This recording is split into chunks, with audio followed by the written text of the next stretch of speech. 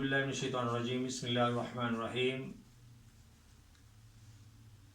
वलहुन्ना लिबासुल लकुम वलकुम लिबासुल लहुन।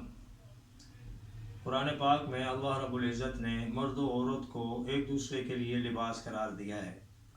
लिबास उर्यानी को ढांपता है और नंग को ढांप लेता है, और लिबास मौसम के असरात से जिस्म को बचाता है, और लिबास ज़ेबो ज़ीनत के लिए होता है, और अगर ये उतर जाए तो फिर बेहयाई जो है वो फैल जाती है।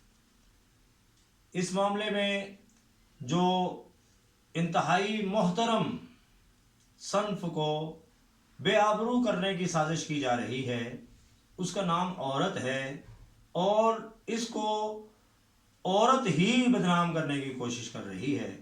औरत का लुग़वी माना है छुपी हुई शय। सतरे औरत कहते हैं छुपाई जाने वाली जगह को।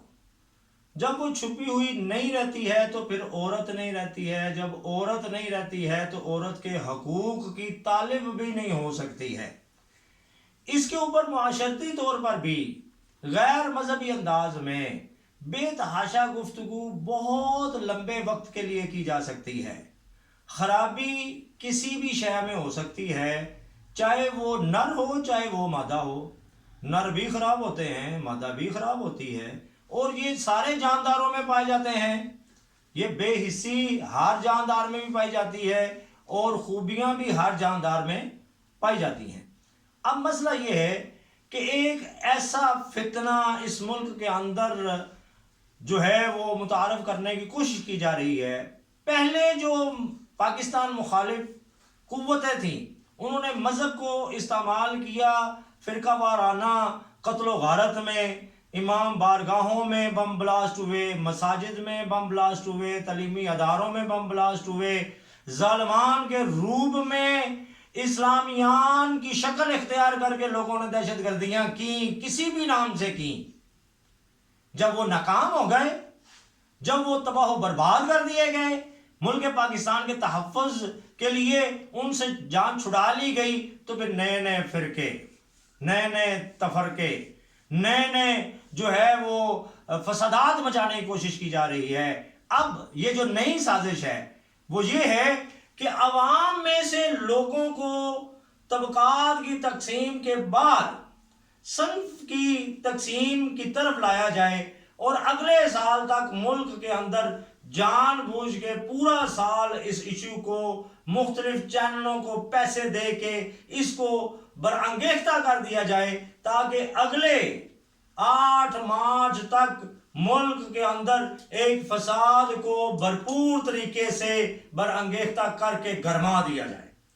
इंशाअल्लाह अवाम बाशऊर हैं, वो इस साजिश को कामयाब कतई तौर पर नहीं होने देंगे, और ये जो एक नया फितना जो है वो मार्केट में लाने की साजिश की जा रही है, इंशाअल्लाह इस फितने को इस मुल्क के अंदर पनपने नहीं दिया जाएगा। इसके अंदर मर्द और औरत की तकसीम का मसला नहीं है, ये सिर्फ बेहयाई, उर्यानी और फसादात की तरफ की जाने वाली एक कोशिश है। इसके अंदर बहुत ज़्यादा तफसीलात मौजूद हैं, जो इसके लिए बहुत ज़्यादा वक्त दरकार है, और हम इंशाअल्लाह गाहे बगाहे इस इशू के ऊपर, इसको सिर्फ औरत के हवाले से ना देखा जाए, इसको सिर्फ मर्द के हवाले से ना देखा जाए, इसको एक दूसरे के मुकाबले में ना देखा जाए, बल्कि ये कुल्ली तौर पर एक फसाद का तरीकाकार है जो वज़ा किया जा रहा है।